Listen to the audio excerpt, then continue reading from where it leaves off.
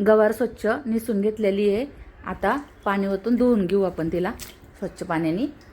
थोडेसे शेंगदाणे घेतलेले भाजायला टाकू त्याच्यामध्ये, कढईमध्ये भाजून घेऊ शेंगदाणे चांगले गवारीच्या भाजीसाठी।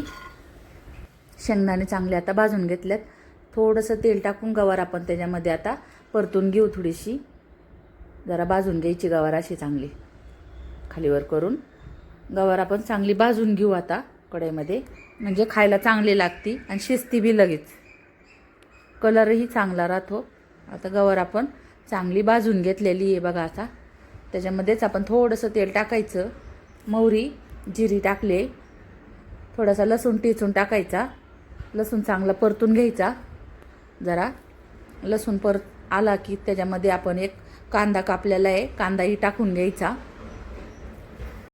कांदा चांगला परतूनच घ्यायचा आहे मऊ होईपर्यंत। कांदा आता होत आलेला आहे थोडासा मऊ। त्याच्यामध्ये आता आपण हळद टाकायची, थोडीशी हळद टाकून घेतले, चांगली परतून घ्यायचा कांद्यासंग।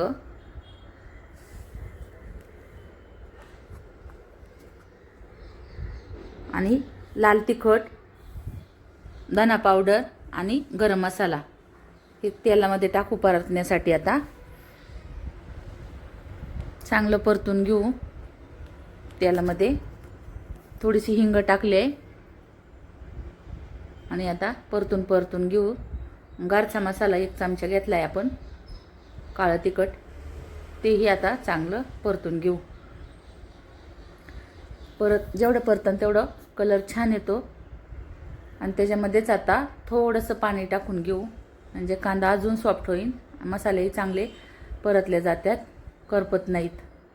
चांगलं परतून घेऊ भाजीला। आता कलरही चांगला येईल बघा, किती छान परतले गेले। आता त्याच्यामध्ये आपण गवार आहे ना परतलेली त्याच्यामध्ये टाकून घेऊ। गवार आता टाकलेली आहे, चांगली परतून घेऊ गवार सुद्धा।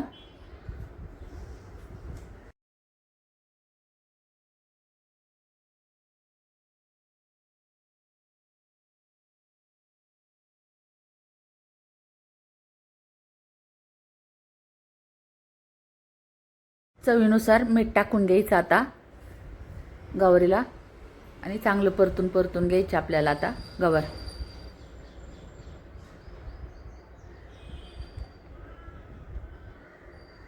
शिजण्यासाठी थोडं पाणी टाकून घेऊ आता, आणि शिजायला ठेवू आपण आता गवार झाकण ठेवू आता त्याच्यावरती, गवारीवरती, म्हणजे चांगली शिजल्या जाईल।